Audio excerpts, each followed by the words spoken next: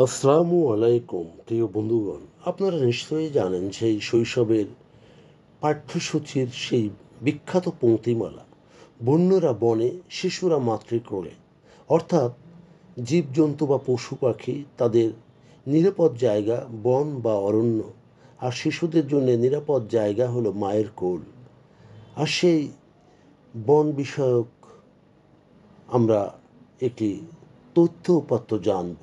সম্প্রতি জাপানের উত্তরাঞ্চলীয় পাহাড়ি অঞ্চল আকিতার গভর্নর ভাল্লুকের আক্রমণে এক অভূতপূর্ব ঢেউ থেকে অত্র এলাকার বাসিন্দাদের রক্ষার জন্য জাপানের সামরিক বাহিনীর প্রতি সাহায্যের আবেদন জানিয়েছেন। জনজীবন বিপর্যস্ত হয়ে পড়েছে, যেখানে সচরাচর জনসমাগম কমে এসেছে, যা মাটিতে ক্লান্তি চরমে পৌঁছেছে।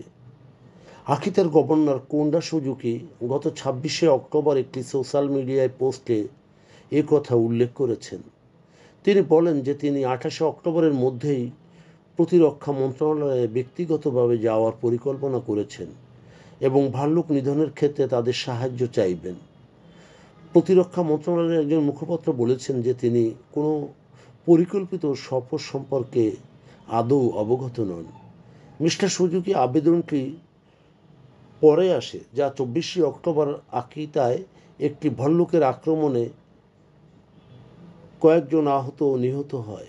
2025 সালে দেশ জুড়ে রেকর্ড সংখ্যক হামলার মধ্যে, যেখানে একজন নিহত এবং 3জন আহত হওয়ার খবর পাওয়া গেছে। আকিতার স্থানীয় কর্তৃপক্ষ জানিয়েছেন যে 2025 সালে যে কজন আহত বা নিহত হয়েছে, যা 2024 সালে ছিল 11 জন, যা অন্যদিকে ভাল্লুকের দেখা প্রায় 6 গুণ বেড়ে গেছে, কারণ 8,000-এরও বেশি হয়েছে সেটি বেড়ে।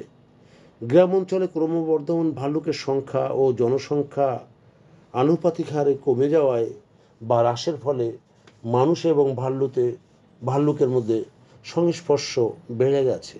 শহর ও গ্রামে অনেকবার দেখা গেছে যেখানে প্রাণীর খাবারের জন্যে চড়ায় বা কখনো বাড়িতে বা কখনো পথিমধ্যে ঘোরাফেরা করছে এবং প্রবেশ করছে, এবং কমপক্ষে দুবার সুপার মার্কেটেও তাদের পদাচারণা ঘটেছে।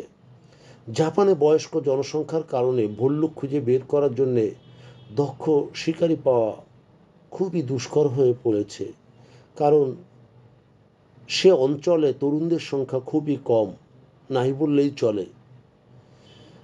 জাপানি কালো ভাল্লুক, যা দেশের বেশিরভাগ অংশেই দেখা যায়, তাদের ওজন প্রায় 140 কেজি পর্যন্ত হতে পারে। রুশ সীমান্তবর্তী উত্তরাঞ্চলে হোক্কাইডো দ্বীপে বাদামি ভল্লুকের দেখা মেলে বেশি, যেখানে যার ওজন 400 কেজি পর্যন্ত সেখানে হতে পারে। মিস্টার সুজুকি তার পোস্টে আরও বলেছেন, আকিতার শিশুদের নিরাপত্তায় স্কুলের পথে ভাল্লুক প্রতিরোধী স্প্রে বিতরণ শুরু করেছেন। প্রিয় বন্ধুগণ, যদি আমাদের এই তথ্য গল্প আপনার ভালো লাগে তাহলে লাইক এবং শেয়ার দিন, এবং আজ আমাদের সঙ্গে থাকার জন্যে ধন্যবাদ। আমাদের ফলো দিন এবং সাবস্ক্রাইব করুন।